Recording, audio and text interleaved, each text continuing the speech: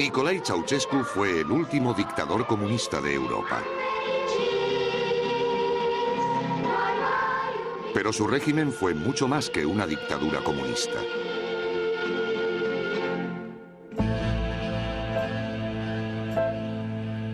En el centro de la capital rumana se alza el palacio más grande del mundo. Parece un fastuoso monumento de un reino antiguo, pero tiene menos de 20 años.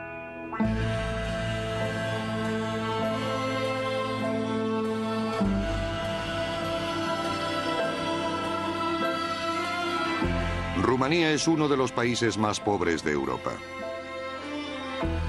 Pero hasta finales de los años 80, sus polvorientos bulevares fueron el telón de fondo de uno de los regímenes más exóticos que haya visto Europa.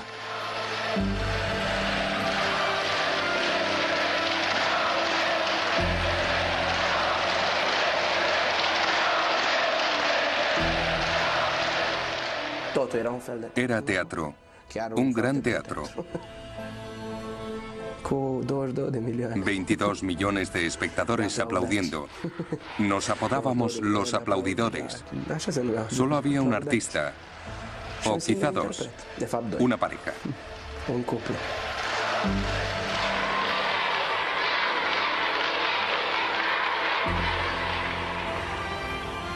Me parecía un buen hombre. Le gustaban nuestros espectáculos. Cuando venía nos agradecía nuestro esfuerzo. Siempre había un buen ambiente.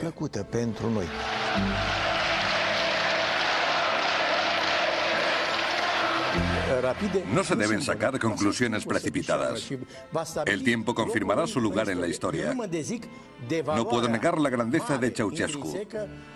Fue un importante hombre de Estado. La Rumanía de Nicolae Ceausescu era ensalzada con aparatosos espectáculos teatrales. Todo el país era el escenario. Cada habitante tenía su papel de figurante. Pero solo había una estrella. Nicolae Ceausescu, el rey del comunismo.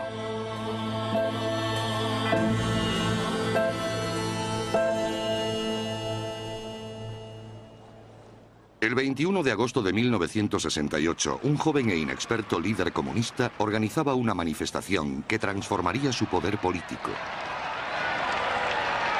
Nicolae Ceausescu, hijo de un campesino rumano, llevaba 3 años en el poder. Hasta ese momento había sido visto como una marioneta de los jerarcas del partido. Pero todo iba a cambiar cuando se opuso a la invasión rusa de Checoslovaquia. Yo quería mucho a mi madre. La adoraba. Dios la tenga en su gloria. Esa mañana, ella volvía del mercado con una bolsa de cerezas. Y cuando cruzó la puerta gritó: Cornelius, hijo, los rusos han entrado en Checoslovaquia. Decidimos que Ceausescu declarara públicamente que abriríamos fuego si ocupaban un solo kilómetro de territorio rumano. Pătrunderea trupelor celor 5 țări socialiste în Ceoslovacia constituie o mare greșeală, o primejdie gravă pentru pacea în Europa, pentru soarta socialismului în lume. Ceausescu escenificó su oposición. El público respondió de forma entusiasta. Me vestí y corrí hacia la plaza del edificio del Comité Central. Lamentablemente, cuando llegué, la concentración acababa de terminar, pero pude palpar el ambiente. En ese momento me sentí orgulloso de ser rumano.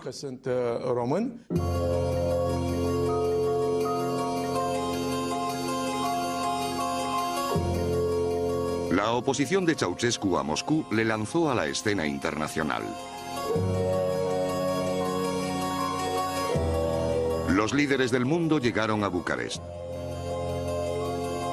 Nicolae montó grandes concentraciones para aclamarles.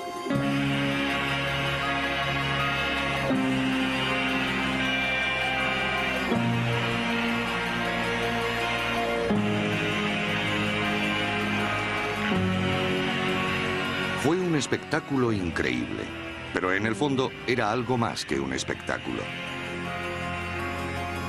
Por primera vez un líder rumano se había convertido en estadista internacional. Gracias a su posición entre Oriente y Occidente, Ceausescu ayudó a preparar el terreno para el acuerdo de paz en Oriente Próximo. El mundo era su amigo y dentro del país inspiró un nuevo sentimiento de orgullo nacional. Ceausescu dio a los rumanos el sentimiento de que ya no eran una colonia soviética, que ya no eran esclavos de Moscú, que no eran un cero a la izquierda. Nos hizo creer que volvíamos a ser importantes en el mundo. Ceausescu describió su oposición a Moscú como un nuevo capítulo en la ancestral lucha de Rumanía por su independencia. Antes de él, las manifestaciones nacionalistas estaban prohibidas. Ahora las organizaba el propio partido. Țineți minte cuvintele lui Ștefan, care v-a fost baci până la adânci bătrânețe. Ceausescu participaba en las solemnidades rodeado de jinetes con atuendo medieval. Creía seguir los pasos de los reyes medievales que liberaron a Rumanía de ejércitos extranjeros. Ceausescu representó a esta nación con dignidad y honor. No iba a permitir que hordas de turcos, rusos, alemanes y austríacos pisotearan el país, como ya había ocurrido en el pasado. Recibió apoyo de muchos no comunistas. Los intelectuales nacionalistas respaldaron de forma entusiasta al nuevo líder. Lo llevaron al papel y así nació el culto a la personalidad de Nicolae Ceausescu. Your very existence is a miracle for man. Romanians, hungry and naked, have waited. When we say Ceausescu, we say Romania. When you speak, rocks turn to mountains. The name of this leader is universal. Traveling further than any of the other princes, circling the planet as a messenger of our values and the global aspirations for a better and just world. His name is Nicolae Ceausescu.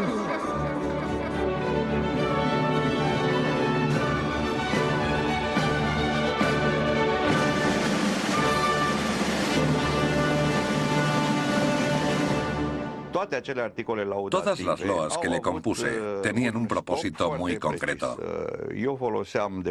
Usé Ceausescu como una especie de sello, un vehículo para mi propio mensaje que era el nacionalismo. Lo usamos como un camello al que le pusimos nuestras ideas en la joroba. Ceausescu no solo miraba al pasado de Rumanía, modernizó e industrializó el país. Invirtió en nuevas grandes fábricas y los grupos aficionados de trabajadores lo celebraron.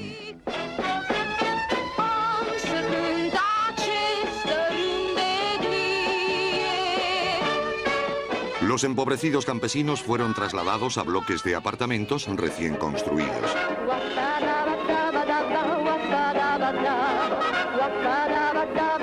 Uno de los países menos desarrollados de Europa avanzaba rápidamente para dejar de serlo. Teníamos todo lo que necesitábamos, materias primas y herramientas. Las herramientas eran mejores en aquellos días. Nos cuidaban mucho. Si tenías que ir al hospital, no era como ahora, que tienes que sobornar a todo el mundo. Todo estaba mejor organizado.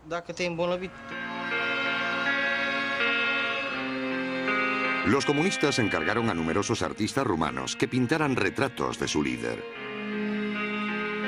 Ningún dictador había aparecido nunca tan colorido. No había que ser partidario de Ceausescu para tomar el pincel. El partido ofrecía incentivos especiales. En mis pinturas, yo les transformaba en personajes. Me pagaron en metálico y me pagaron muy bien.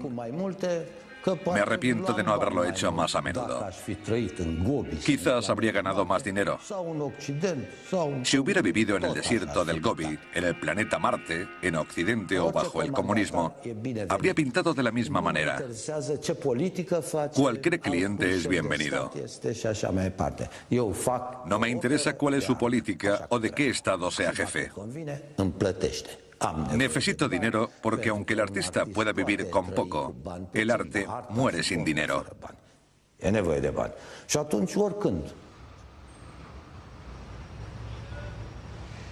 Las ambiciones artísticas de Ceausescu iban más allá de los cuadros, las canciones y los poemas. Quería comunicar a una escala diferente. En estadios.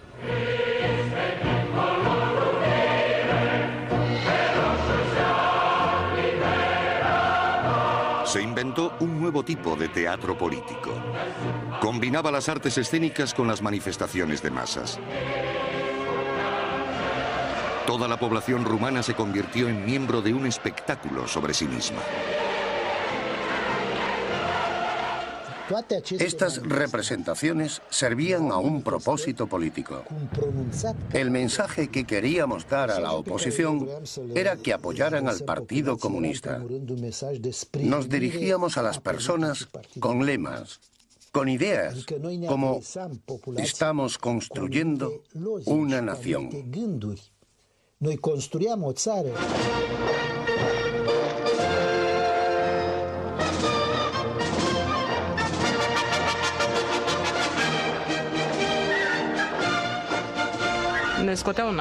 Nos sacaban de la fábrica 2 meses antes del espectáculo y ensayábamos en el estadio 8 horas al día con 2 descansos.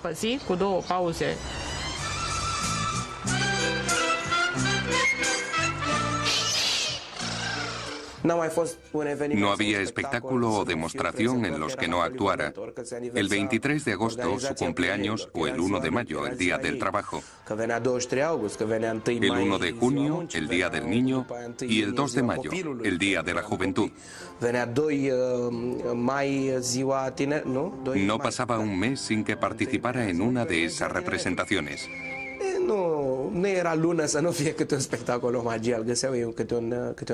Y así fue toda mi infancia.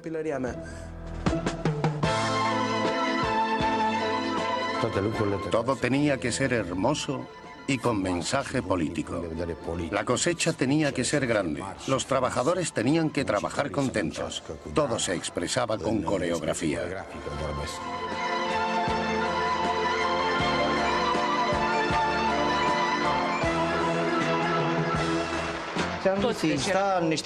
A veces llevábamos monos y cascos para representar a la clase obrera, a mineros del carbón o a trabajadores de las fábricas. Otros vestían uniformes militares.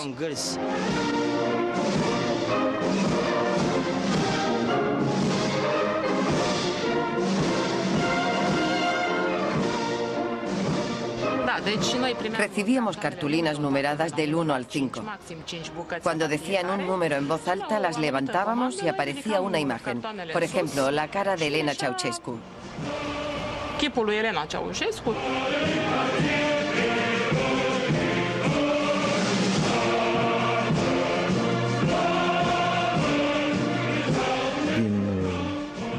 Alrededor del campo había unas marcas de colores. A cada niño se le asignaba un color. Los niños entraban corriendo en el estadio con un redoble de tambor.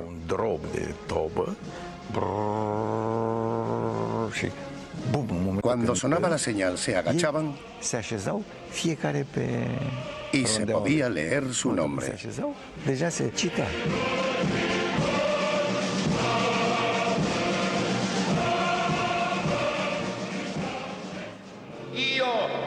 Mihai Voievod, domn al țării românești, al Ardealului. Las escenas históricas narraban una historia de lucha. El caudillo de Cebal había combatido a los romanos, como Ceausescu había hecho frente a los rusos. Esteban el Grande y Miguel el Valiente habían unido Rumanía. Era fácil de entender.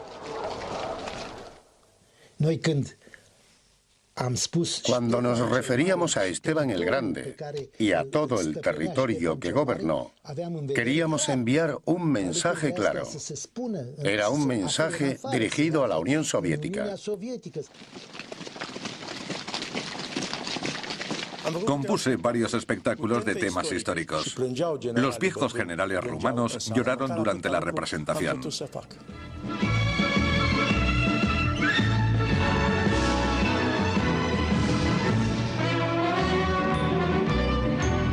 También hubo respuestas menos emotivas. No podíamos esperar. Queríamos ver cómo había quedado todo. Cuando lo veías desde arriba resultaba muy bonito.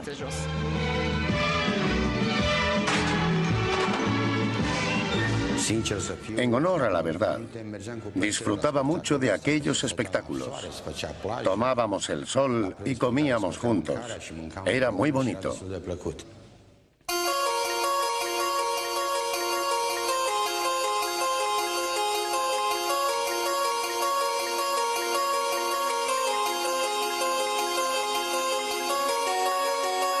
Casi todo el mundo en el estadio tenía un papel que interpretar. Ceausescu y el Comité Central eran meros espectadores. Pero al final del espectáculo, algo extraño ocurría. Todos los artistas y el público se daban la vuelta y aplaudían a Nicolae Ceausescu y su esposa. Los actores se habían convertido en público y el público en actores. En ese momento, el partido y el pueblo eran uno.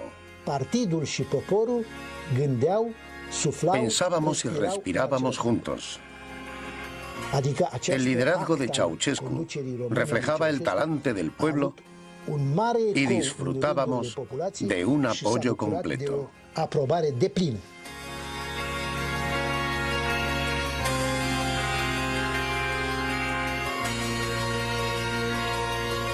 El nuevo simbolismo de los estadios se extendió primero al reino de la política. En 1974, Ceausescu juró su cargo como presidente de Rumanía. Para la ceremonia, los comunistas encargaron algunos objetos sorprendentes. Me invitaron a diseñar un cetro. Era un regalo para Ceausescu. Lo vi un tanto extraño.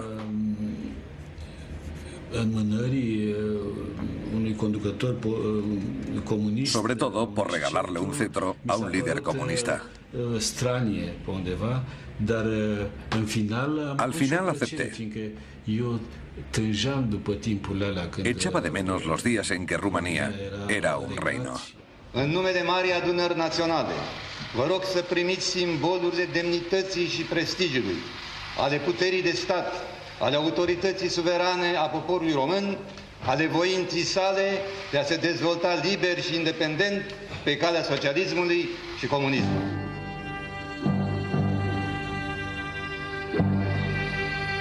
El líder comunista recibía el símbolo de la opresión feudal.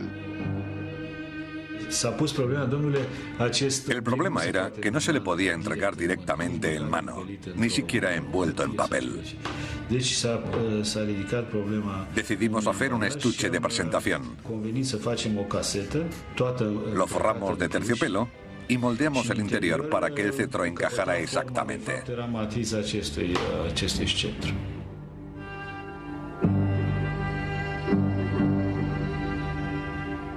La concepción teatral de Ceausescu se extendía más y más. Los medios de comunicación reproducían la imagen de Rumanía representada en los estadios. Los periodistas solo tenían que seguir una sencilla regla. Los titulares eran de este tipo: logros majestuosos, la era de Nicolae Ceausescu, la era de los logros más importantes de la historia de Rumanía.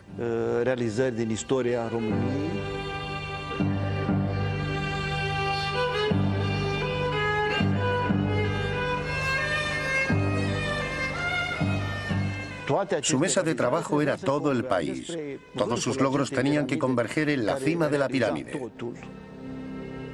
Él era el jefe de Estado, líder del partido, jefe del ejército. Él era Nicolae Ceausescu.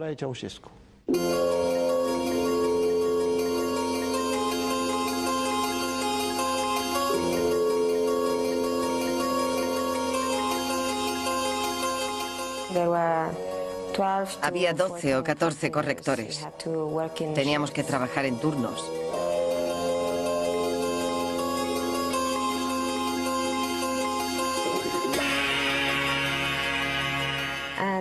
La labor principal era leer todos los artículos y asegurarnos de que todas las palabras estuvieran bien escritas. Y especialmente los nombres de Nicolae y Elena Ceausescu.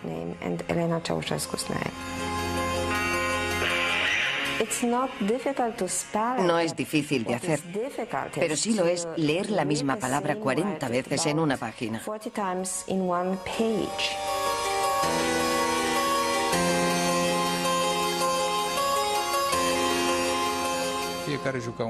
Todo el mundo interpretaba un papel. El periodista debía hacer ciertas preguntas a las que nadie ponía objeciones y el entrevistado respondía lo que el periodista y los líderes del partido esperaban de él. Am urmărit cu profundă satisfacție patriotică magistralul raport expus de secretarul general al Partidului Comunist Român, tovarășul Nicolae Ceausescu, raport în care și noi, constructorii, ne regăsim în amplele programe de dezvoltare a investițiilor din țara noastră. No se podía cometer ningún error. Las reglas eran claras. No mostrar lo que se suponía que no debía estar ahí. No mostrar su lado izquierdo. Si se tomaba el ángulo equivocado, se veía la piel llena de manchas de un anciano con problemas hepáticos. Ceausescu solía tartamudear un poco, cuando decía gente, sobre todo. No debía vérsele hablando ni compartiendo impresiones con el Comité Central. Solo se le podía mostrar aplaudiendo o sonriendo. Había un clásico que era el momento en que los niños se acercaban a él para regalarle flores. Ese momento era obligatorio. Quise ser periodista desde pequeño. Podría haber trabajado en un periódico menos importante y probablemente me hubiera sentido más respaldado. Pero sentí una cierta satisfacción de que la gente me viera en televisión. Ahora me siento un poco culpable porque nadie me obligó a trabajar aquí.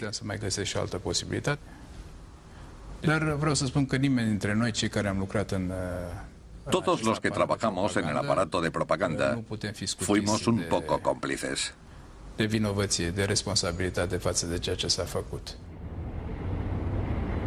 El Estado no confiaba solo en la ambición o patriotismo de sus ciudadanos. Los que no podían encontrar razones para hacer lo que se les pedía, recibían la ayuda de la policía secreta.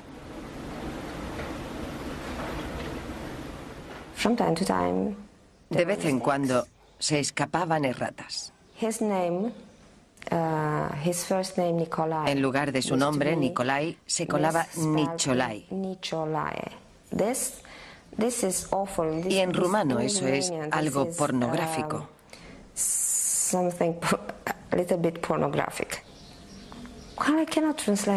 No lo puedo traducir. Sería como pene o algo así.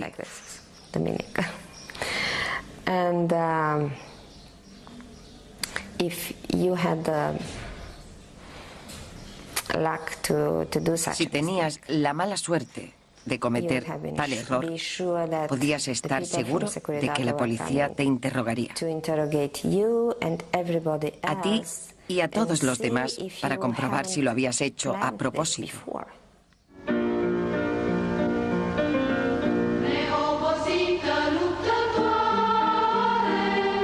La La esposa de Ceausescu, Elena, disfrutaba de su propio papel en el teatro viviente de Rumanía.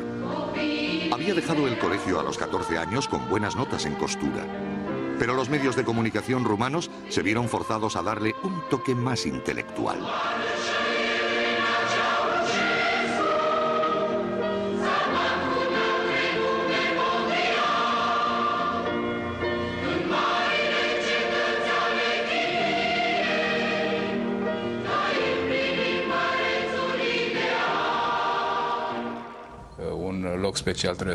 La camarada Elena Ceausescu debía tener un papel especial, principalmente en ciudades donde había investigación científica o académica.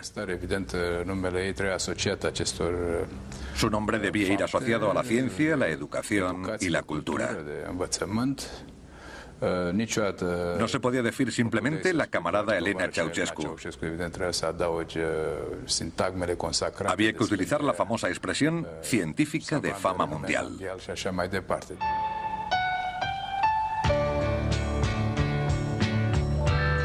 Igual que hicieron con su marido, los poetas la adularon. Pero el culto a la gran química señaló una fase nueva y más creativa en su trabajo. Con Nicolai, los poetas exageraban. Con Elena, inventaban directamente. This day of yearning and glory is inscribed in the calendar, cast in letters of gold and garlanded with lavender.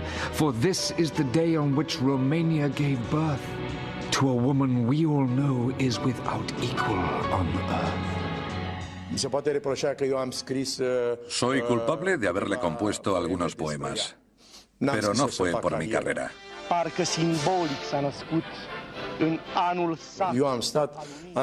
Yo vivía en el octavo piso de un bloque de la periferia de Bucarest. Lo hice porque intentaba convencerla de que apoyara la cultura rumana. Intentaba domesticarla. Como en una obra de Shakespeare. La fierecilla domada. No podía aprenderme un poema porque era sobre Elena Ceausescu. No lograba que me entrara en la cabeza. Me enfadaba y me negaba a aprender esa tontería en la que no creía. Había palabras y expresiones como brillante, ingeniosa, lo fantástica que era. Todo era una estupidez colosal. Mi madre me llevó a un lado y me preguntó si estaba loco. Si no lo hacía, nos arrestarían a todos. Y me pidió que cuando dijera frases como amante madre o científica de fama mundial, pensara en ella, en mi madre.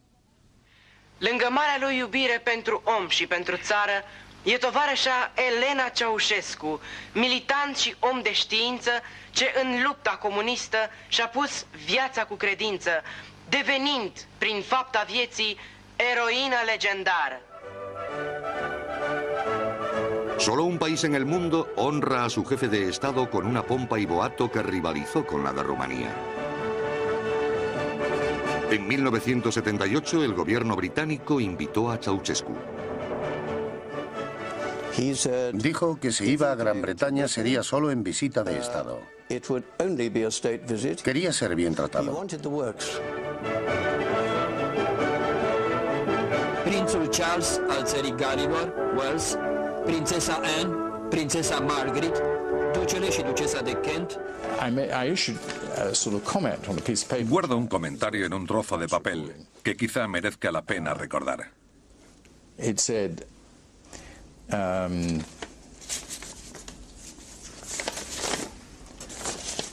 Mi secretario privado dijo, el doctor Owen ha comentado sobre esta visita, ¿quién aprobó esto? Si he sido yo, me arrepiento de ello.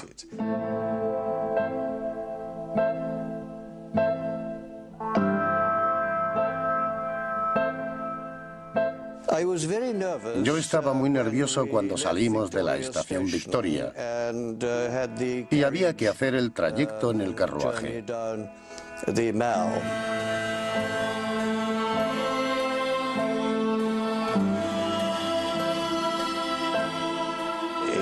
De haberse producido abucheos, hubiera causado una muy mala impresión. Ceausescu había sido invitado a Gran Bretaña con la esperanza de que comprara aviones. El anunciado éxito económico de Rumanía iba a ser puesto a prueba en el mundo real. Las negociaciones con British Aerospace y otras empresas asociadas fueron un horror absoluto de principio a fin. Rumanía es un país muy pobre y trataban de alcanzar un gran acuerdo, pero estaban obligados a disponer de dinero para pagar. Introdujeron algo que llamaron acuerdos de compensación. Gracias a ellos, en vez de pagarnos en metálico, se ofrecían a hacerlo con lo que ya no le servía a nadie. Podían ser naranjas, nabos, tuberías de plomo o cualquier otra cosa.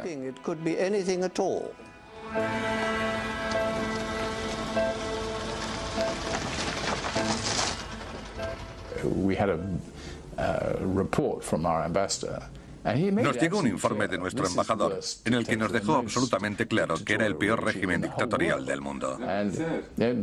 Supongo que sabía por qué lo decía. Y también describía a la señora Ceausescu como una víbora. Había que cuidar especialmente a la señora Ceausescu. En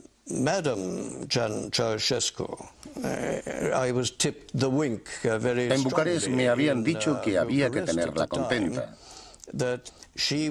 Era una química muy competente, hasta donde yo sabía. En cualquier caso, tenía fama de ser buena. Le entregaron algún tipo de diploma. Creo recordar que era del Real Instituto de Química. A ella le encantó la visita.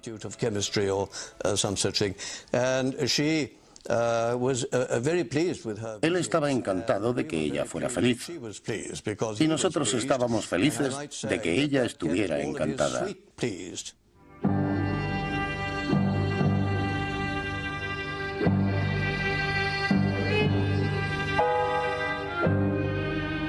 Hasta ese momento, los grandes espectáculos de Ceausescu se habían inspirado en acontecimientos reales. Pero a principios de los 80, Rumanía ya no seguía el guión.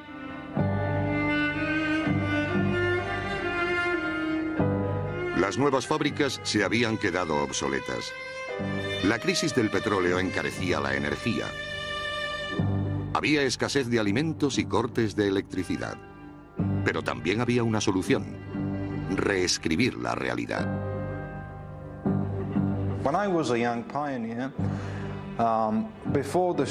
Cuando yo era un joven pionero, antes de los desfiles y los espectáculos, una mañana nos sacaron del colegio y nos llevaron a un lugar cerca del Danubio para esperar a Ceausescu, que iba a hacer una visita con motivo de la fiesta de la cosecha.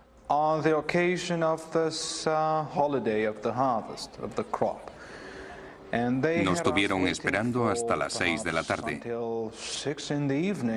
hasta que al final hizo aparición en su helicóptero. Estrechó las manos de algunas personas y se fue a visitar una gran exposición con los productos de las cosechas. Excepto algunos de ellos, como maíz, repollos y melones, el resto estaban hechos de poliestireno y madera, materiales parecidos al plástico, pintados para darle buen aspecto.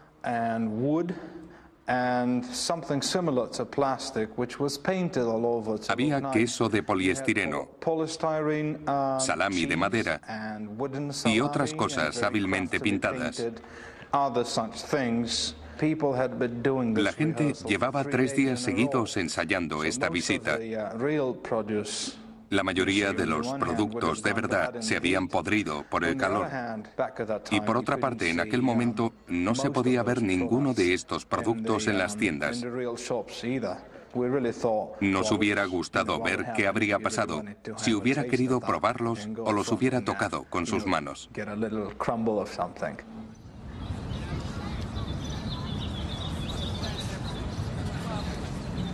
Según los periódicos, la economía rumana seguía creciendo rápidamente.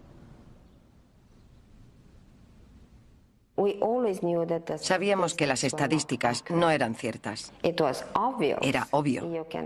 Todos teníamos amigos en el campo y todos los periodistas que iban al campo te contaban que aquello era un desastre total.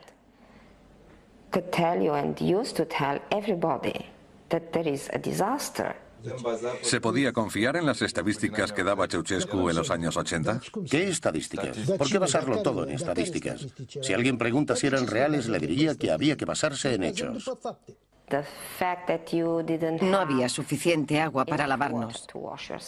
La gente no tenía bastante papel higiénico, ni jabón. Y solo se podía comprar una cierta cantidad de pan. Quería demostrar que nuestra producción agrícola era mayor y mejor que la de los soviéticos. Por eso, en ciertos casos muy concretos, algunos de esos informes no se correspondían con la realidad.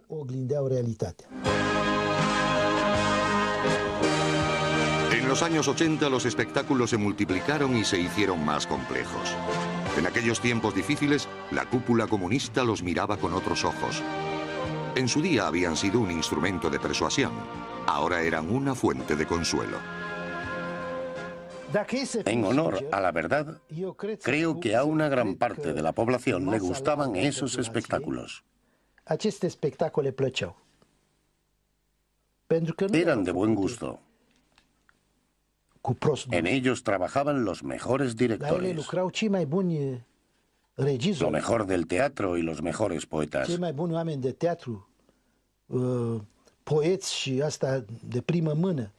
Sí, creo que les gustaban. ¿Evolución? ¿Una obra de arte? Ni hablar. Nadie pensaba que eso fueran obras de arte. Eran kitsch. A todos nos obligaban a participar, aún sin querer. Hacíamos cosas sencillas, pero que parecían complejas cuando se multiplicaban por 300 o 400.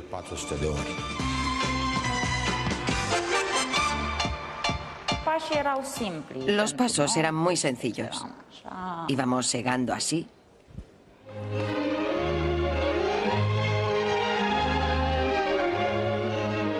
O hacíamos el movimiento de pico y pala.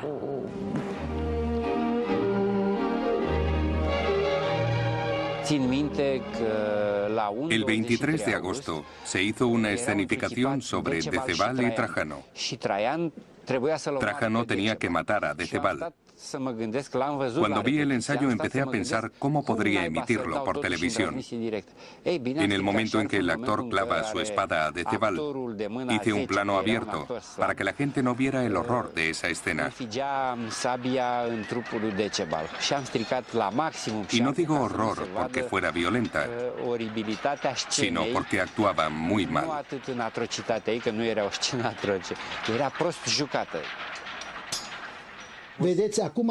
Hoy, la gente dice que los últimos 45 años de historia rumana con los comunistas fueron un desastre. Pero es estúpido pensar que los rumanos iban a seguir aplaudiendo a unos líderes que supuestamente llevaban gobernándoles mal 45 años. Hablamos de cientos de miles, de millones de personas. Claro que había que cantar, no había elección. Siempre había alguien del partido en medio. ¿Cómo se llamaban? Activistas. Activistas. Había uno por cada 5 o 6 personas con las consignas que había que cantar o gritar. Si decías cualquier otra cosa, te arrestaban allí mismo. Si no aparecías, te castigaban. Te descontaban dinero de la paga y podían bajarte de categoría.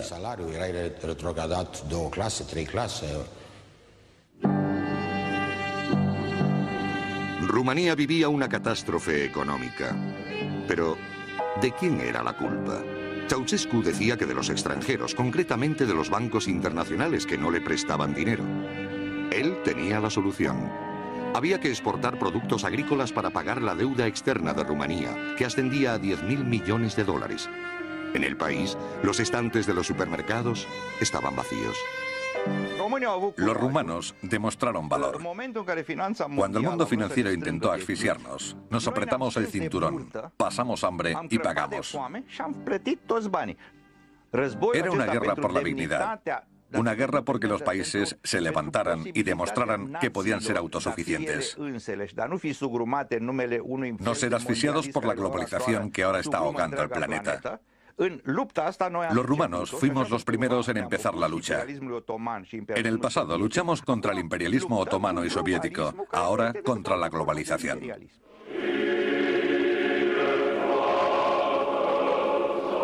Un día de mayo de 1983 se estrenaba un nuevo musical en Bucarest. Por primera y única vez un actor encarnaba a Ceausescu.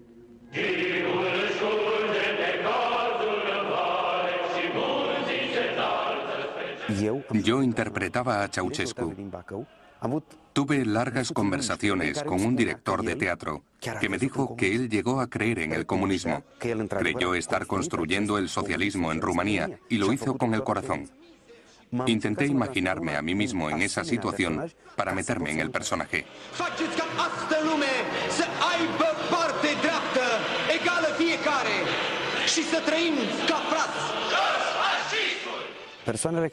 Había agentes de la seguridad del Estado.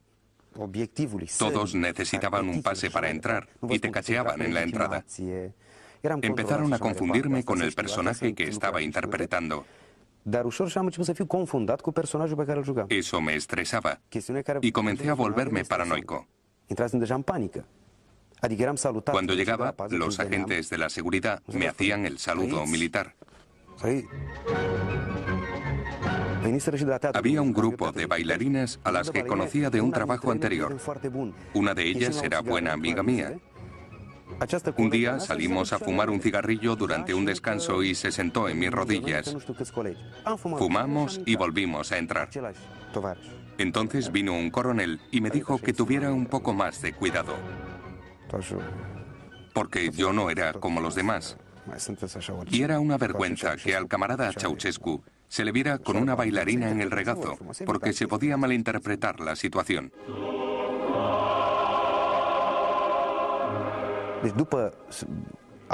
Cuando el espectáculo alcanzó difusión nacional por la televisión, tuve que evitar los lugares públicos y no podía andar por la calle.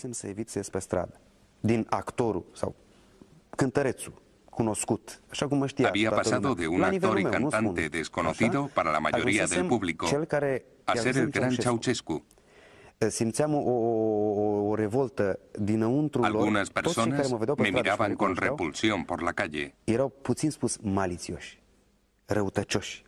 Me decían, te hemos visto interpretar a Ceausescu.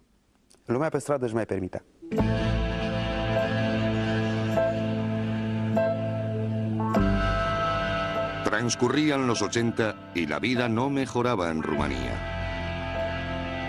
Pero Ceausescu construía un nuevo escenario, el mayor hasta la fecha. Habían comenzado en Bucarest las obras del nuevo centro de la ciudad.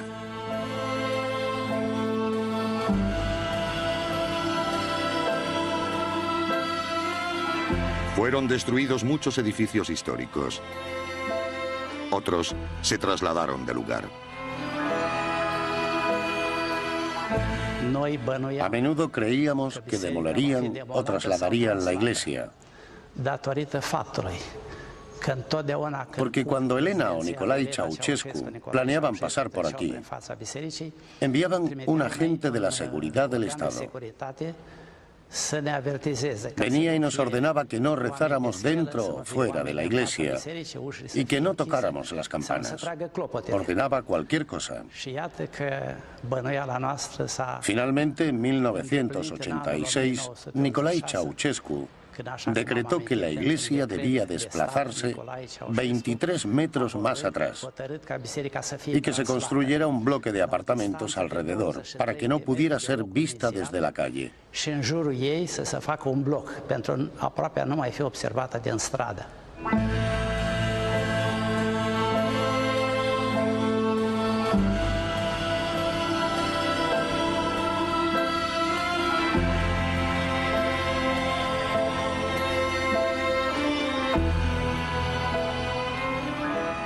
Era una imagen apocalíptica.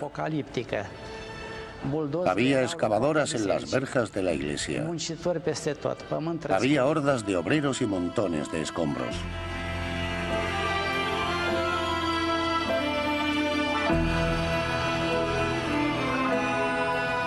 Fue un sacrilegio.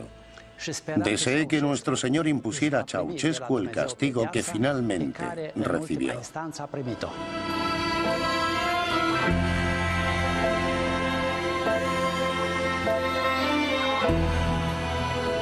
Ceausescu seguía su guión. Un rey antiguo guiaba a su pueblo hacia una era moderna.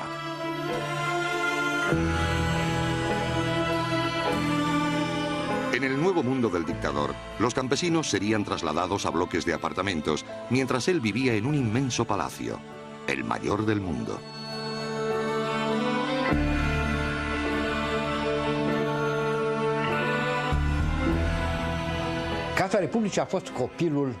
El palacio era obra de Ceausescu.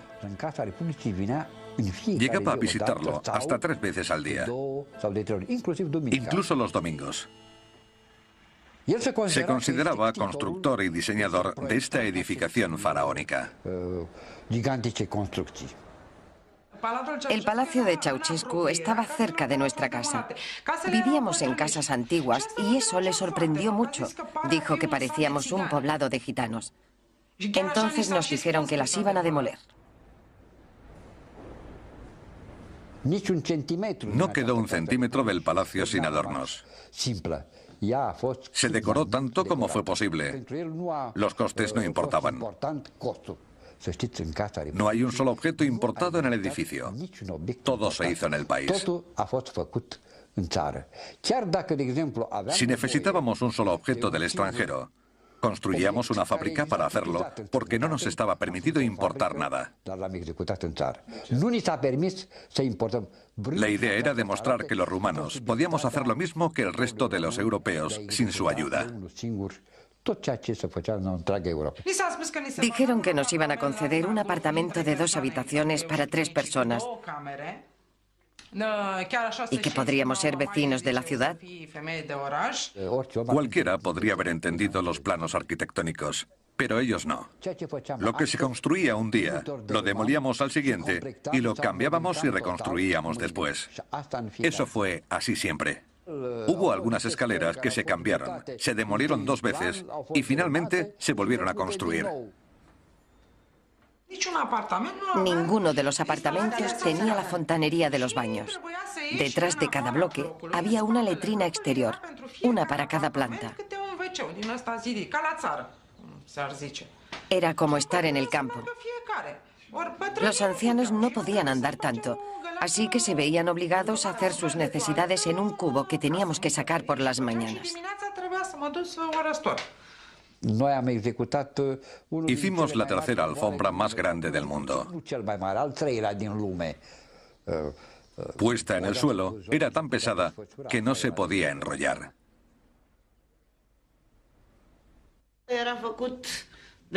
Tendrían buen aspecto, pero no eran más que unas cuantas paredes prefabricadas.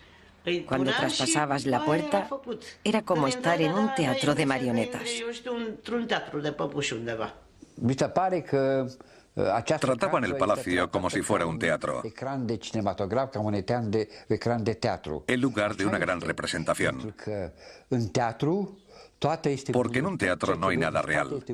No deja de ser un escenario con unos decorados pintados.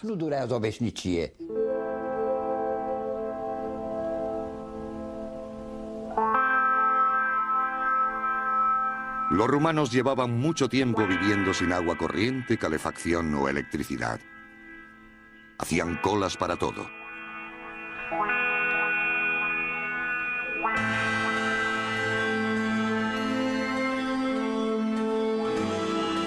Finalmente, la realidad alcanzó al teatro de Ceausescu. Cuando se hizo el último desfile, ni siquiera el espectáculo fue real. Cuando pasábamos, agitábamos las manos y él nos devolvía el saludo. Pero las canciones y gritos llegaban de los altavoces. Nosotros ya no decíamos esas cosas.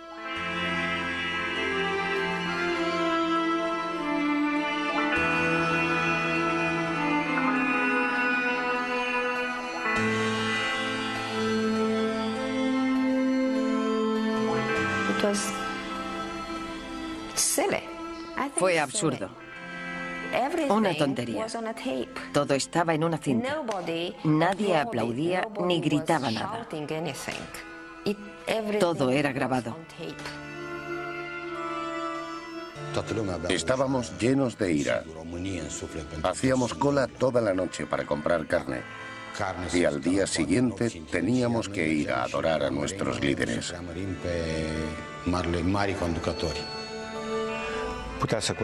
Un espectáculo pequeño podía costar $250.000 euros. Era mucho dinero en aquel momento. No nos gustaba aquel régimen. Queríamos algo mejor. Estábamos hartos de tanta propaganda patriótica en televisión. Queríamos ver fútbol en vez de tanto programa patriótico. Cada vez había menos razones para que políticos y poetas continuaran respaldando a su líder. Pero había una que eclipsaba al resto.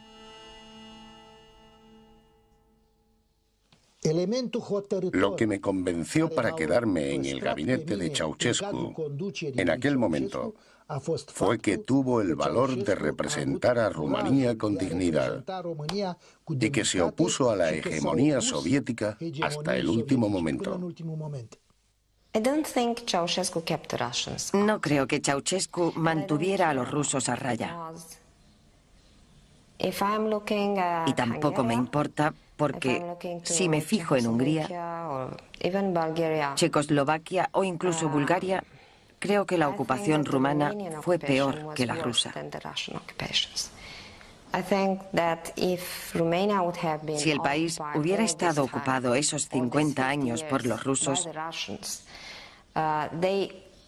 los rumanos habrían luchado con un enemigo visible. Pero no puedes luchar contra tu pueblo. El 21 de diciembre de 1989, Ceausescu organizó una concentración ante el edificio del Comité Central. Esta plaza había sido escenario de la primera gran actuación del dictador y también sería la última. Yo estaba haciendo una panorámica de la plaza y de repente vi que unas personas estaban pisoteando unas pancartas. Enseguida pasé a enfocar a otros grupos que estaban congregados pacíficamente. Después enfoqué al balcón para retransmitir momentos memorables, como cuando Ceausescu dijo: "Camaradas, alto". Era teatro, un gran teatro. 22 millones de espectadores aplaudiendo. Nos apodábamos los aplaudidores. Solo había un artista, o quizá dos, una pareja.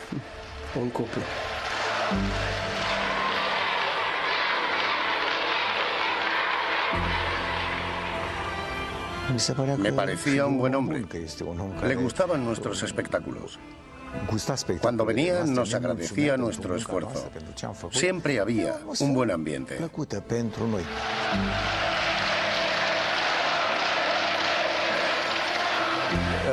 No se deben sacar conclusiones precipitadas. El tiempo confirmará su lugar en la historia. No puedo negar la grandeza de Ceausescu. Fue un importante hombre de Estado. La Rumanía de Nicolae Ceausescu era ensalzada con aparatosos espectáculos teatrales. Todo el país era el escenario. Cada habitante tenía su papel de figurante. Pero solo había una estrella. Nicolae Ceausescu, el rey del comunismo.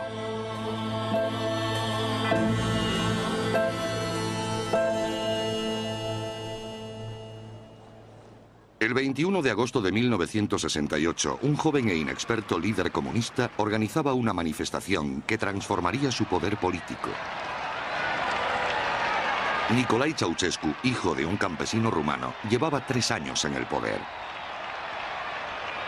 Hasta ese momento había sido visto como una marioneta de los jerarcas del partido. Pero todo iba a cambiar cuando se opuso a la invasión rusa de Checoslovaquia. Yo quería mucho a mi madre.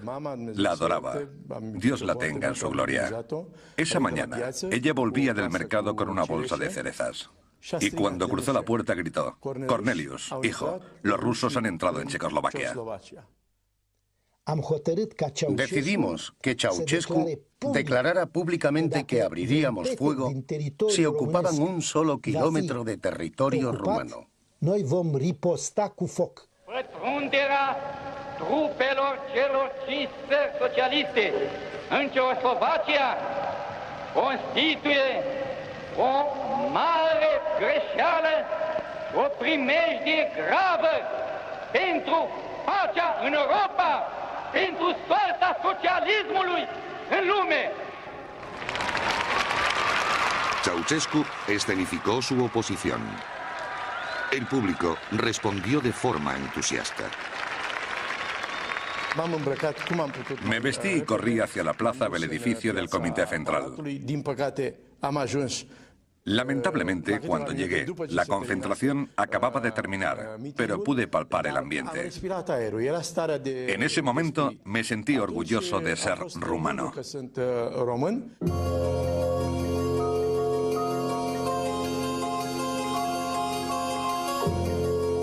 La oposición de Ceausescu a Moscú le lanzó a la escena internacional.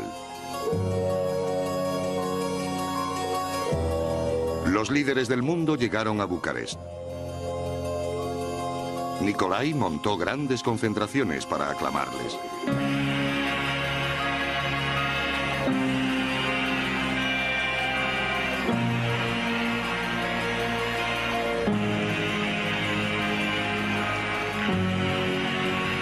Fue un espectáculo increíble, pero en el fondo era algo más que un espectáculo.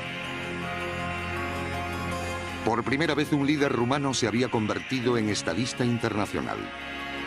Gracias a su posición entre Oriente y Occidente, Ceausescu ayudó a preparar el terreno para el acuerdo de paz en Oriente Próximo. El mundo era su amigo y dentro del país inspiró un nuevo sentimiento de orgullo nacional. Ceausescu dio a los rumanos el sentimiento de que ya no eran una colonia soviética, que ya no eran esclavos de Moscú, que no eran un cero a la izquierda. Nos hizo creer que volvíamos a ser importantes en el mundo. Ceausescu describió su oposición a Moscú como un nuevo capítulo en la ancestral lucha de Rumanía por su independencia. Antes de él, las manifestaciones nacionalistas estaban prohibidas. Ahora las organizaba el propio partido.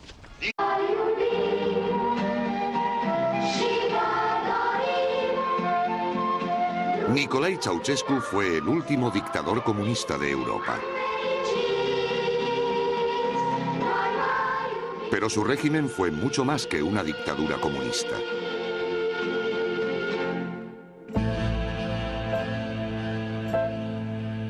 En el centro de la capital rumana se alza el palacio más grande del mundo.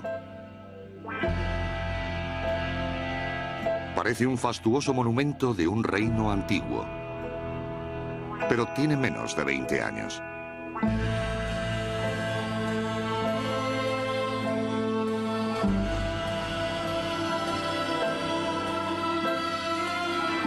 Rumanía es uno de los países más pobres de Europa. Pero hasta finales de los años 80, sus polvorientos bulevares fueron el telón de fondo de uno de los regímenes más exóticos que haya visto Europa.